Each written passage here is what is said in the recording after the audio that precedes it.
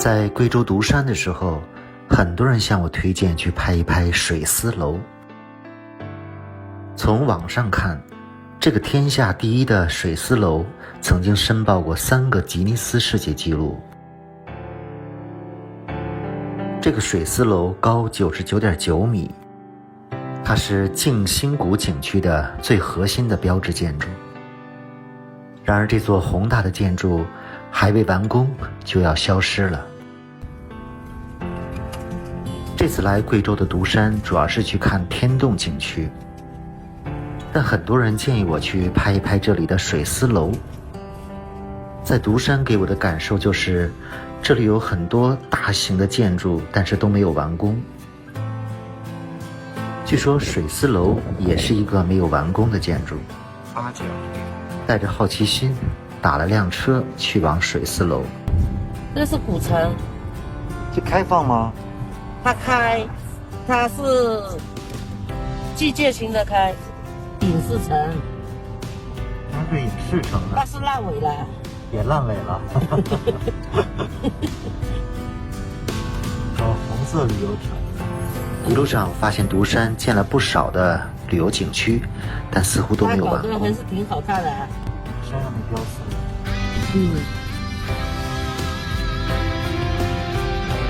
水丝楼是在一个叫做静心谷的景区里面，离独山县城大概25公里。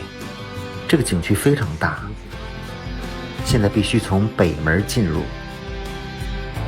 看这个人造的风雨桥非常巨大，显然这个景区规划得非常高大上。因为很多项目未完工或者重新改造，所以门票只有10块钱。但是景区的交通车往返30元，因为来回大概有7、8公里，所以只能坐这个车。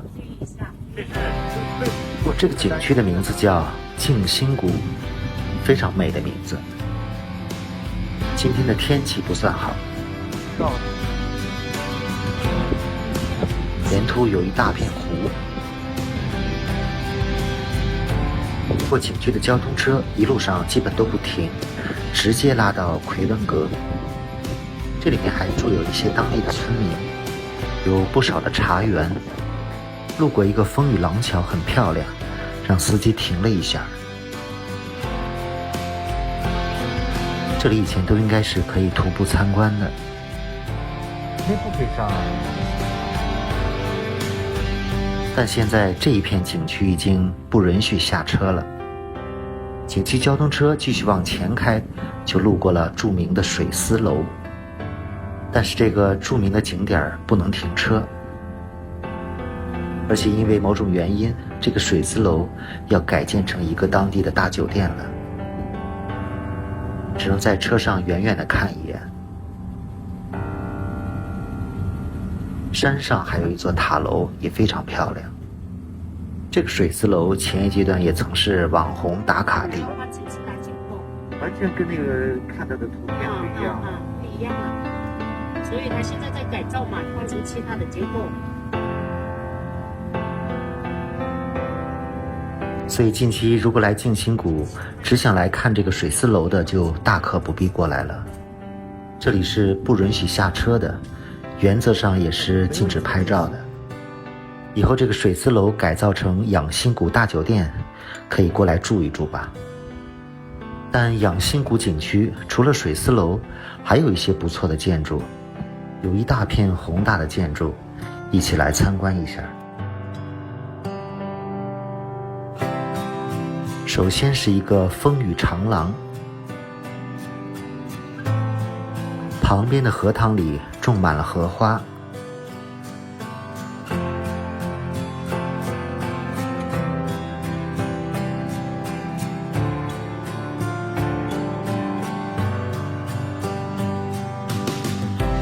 不过现在水面上的荷叶和花并不多，也没到开放的时节。前面有一大片人工建筑，但是这一片建筑并不是随便后期盖的，有一些是保留下来的古建筑。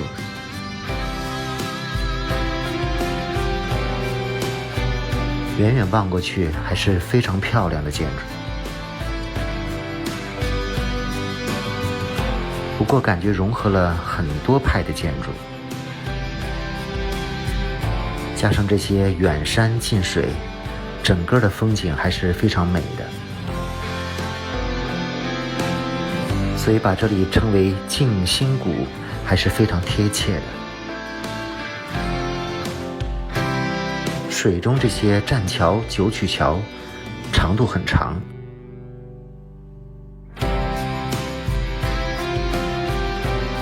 所以10块钱的门票并不贵，但是却有30块钱的景区车费必须要。前面就到这一大片的古建筑了。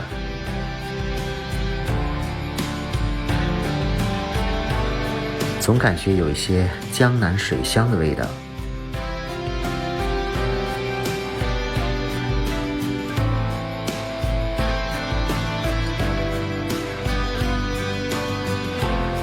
湖边有不少的吊脚楼，似乎还有一些徽派建筑。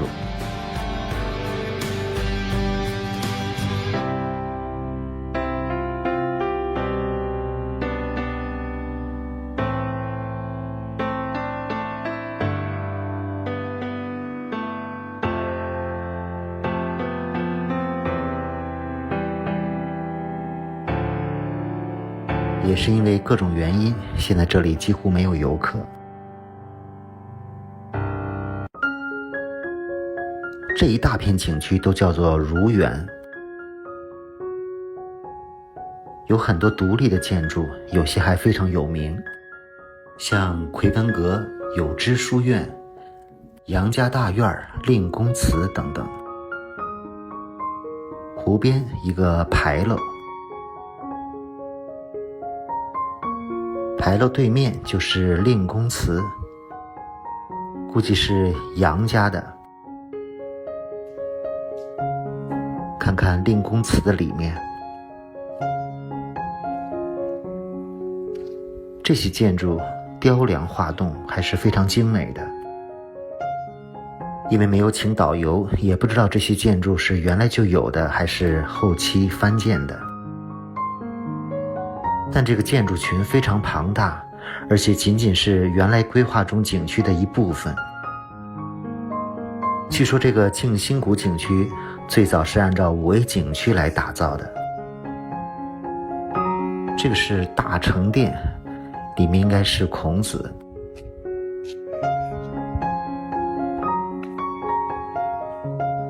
突然下起了小雨。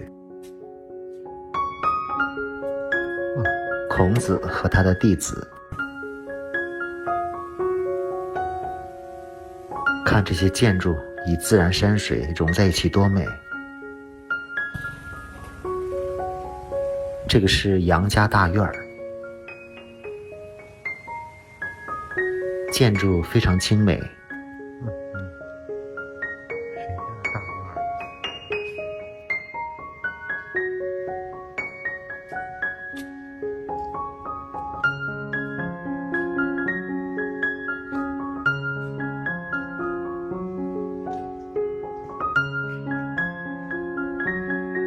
每个房间、阁楼、门板、窗户都有非常精美的雕刻。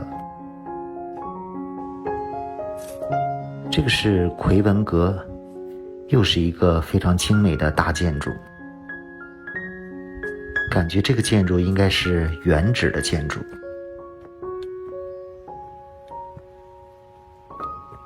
非常漂亮。果然这个奎文阁建于1873年，里面供奉着不少圣贤。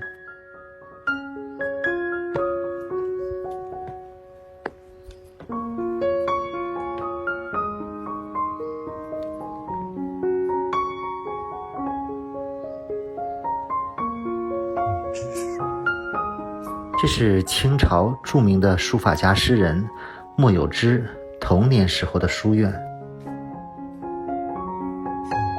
这里面好像还有个大戏台，里面院落很大，所以这些建筑应该以前就是在这里的吧。这个静心谷景区应该还有其他的景点，现在没有开放。这块其实还离核心景区挺近的。又坐上了景区的交通车，前往静心广场。看，这些都是未开放的地方。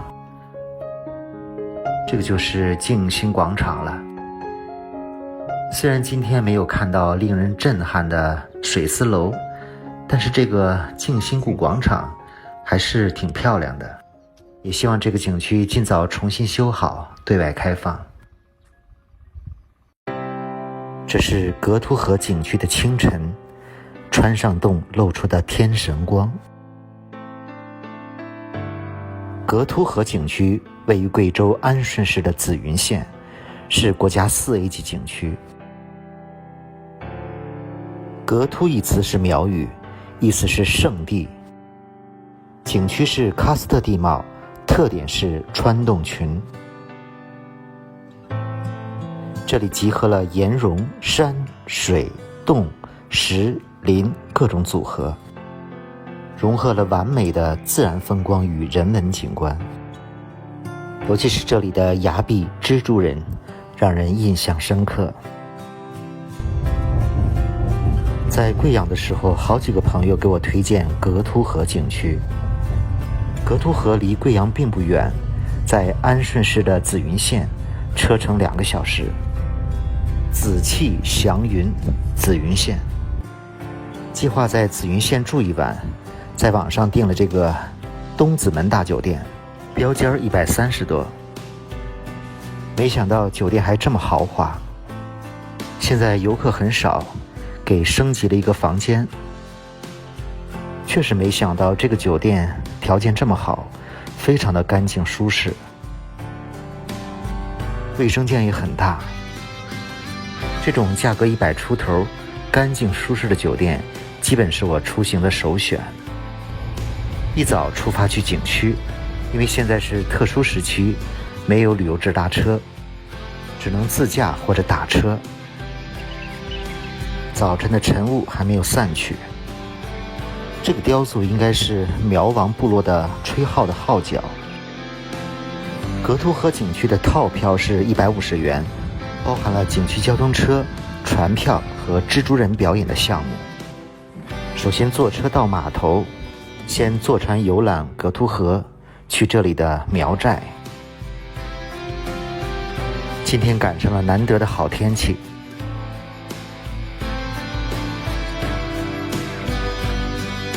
游船在格图河上，像是在画中游。在格图河两岸的万丈悬崖绝壁上，有很多的苗人悬棺。前面这座峭壁上就有悬棺。洞葬和崖葬是苗族人的远古习俗，至今在紫云县的部分村寨还有保留。看山上的洞穴，里面就是悬棺。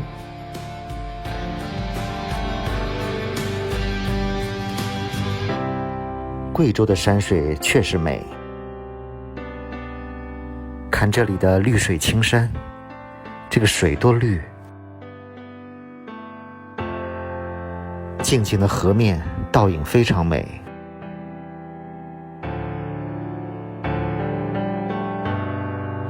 在前面的河流深处，有一处苗寨，叫大河苗寨。准备到那个村子里走一走。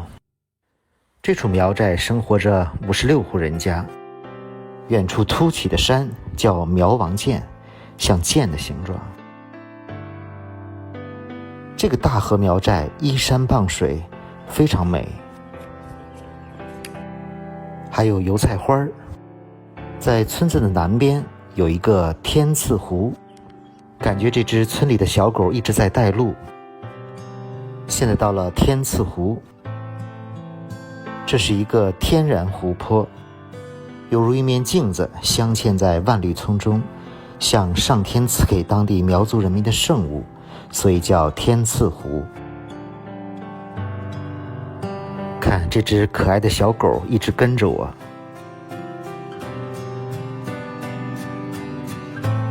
多美的一幅画面！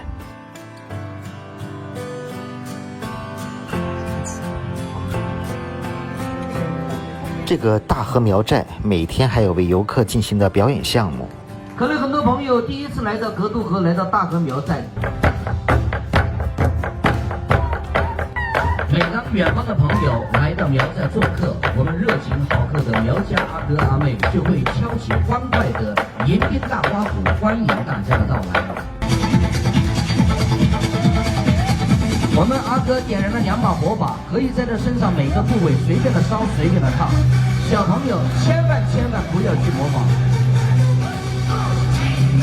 大家注意到了没有？可能坐得远看不清。我们这位苗族勇士天天表演这个节目，看见没有？身上没有发现一根毛，他毛全被火给烧光。这些演员都是本地的村民，完全没有经过专业的训练，这是给远方的客人敬酒。想喝多少就喝多少，我要问问喝的酒的上午吹拉弹唱，样样都行。下不锅。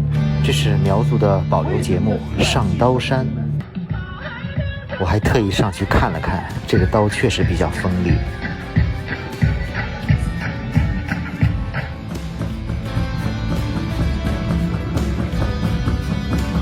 这上刀山的速度真的快。随风飘移，浩化轻松。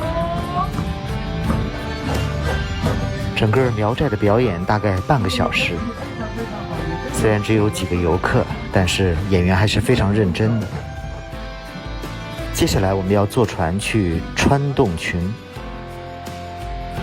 现在开放的格凸河景区基本可以看到9大景点，其中4个是川洞。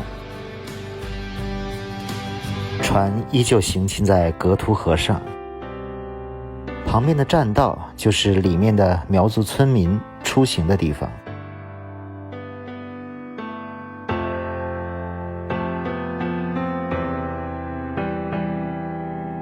河上美丽的风光，现在可以看到前面的洞了。首先看到的是川上洞，最高的位置。在它的下面有2个洞，左边是祈福洞，右边是大川洞，也叫燕子洞。这3个洞也恰巧组成了一个汉字凸字。下船开始爬山进洞，从半山腰看下面的格凸河，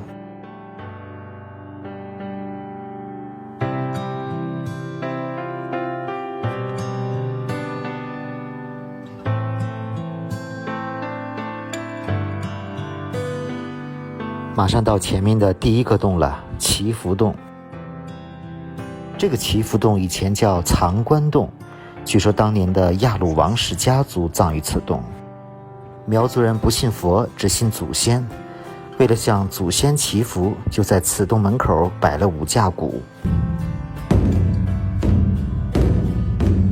5架鼓对应的5个字是福、禄、寿、喜、财。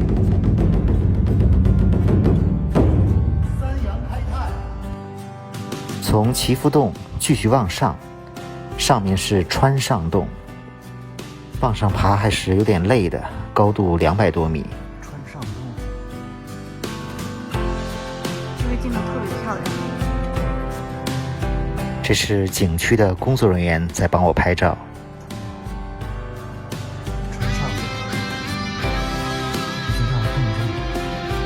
这个川上洞位置最高，洞高是50米，宽70米，长137米。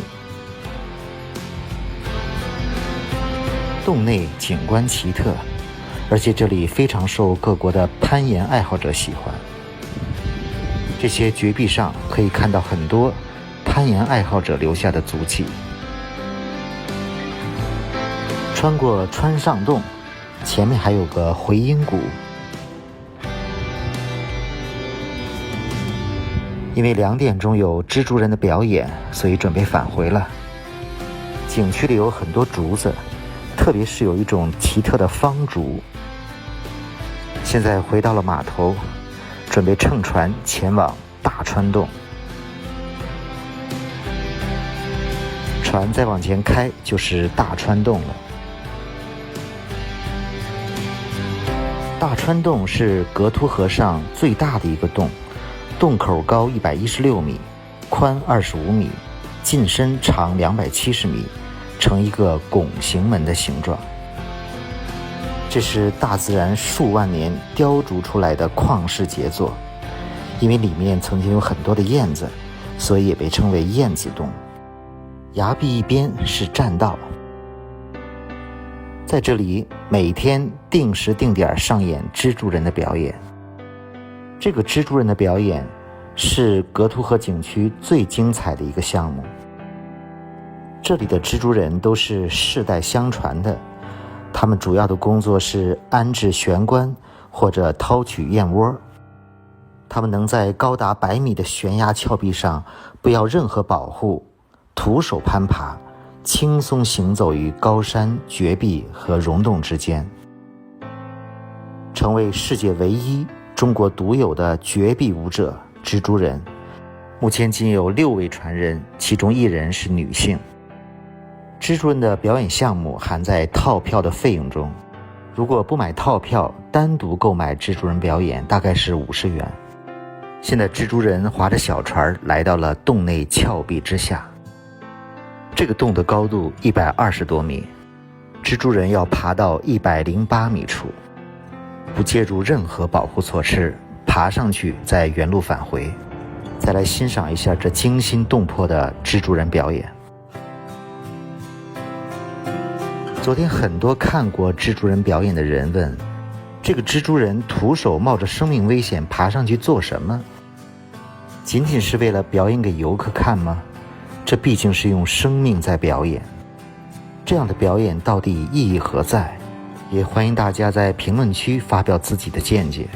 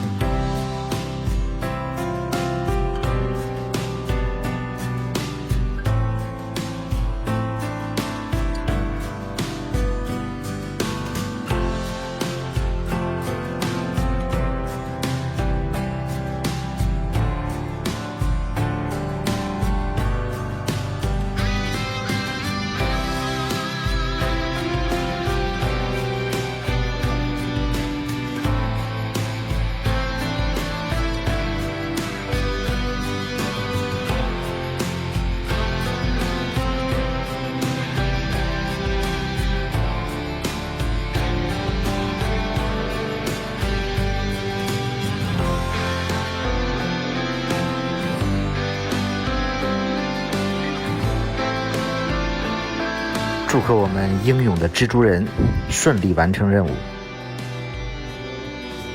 其实在表演结束之后，我很想去采访这个蜘蛛人，不过想了想还是放弃了。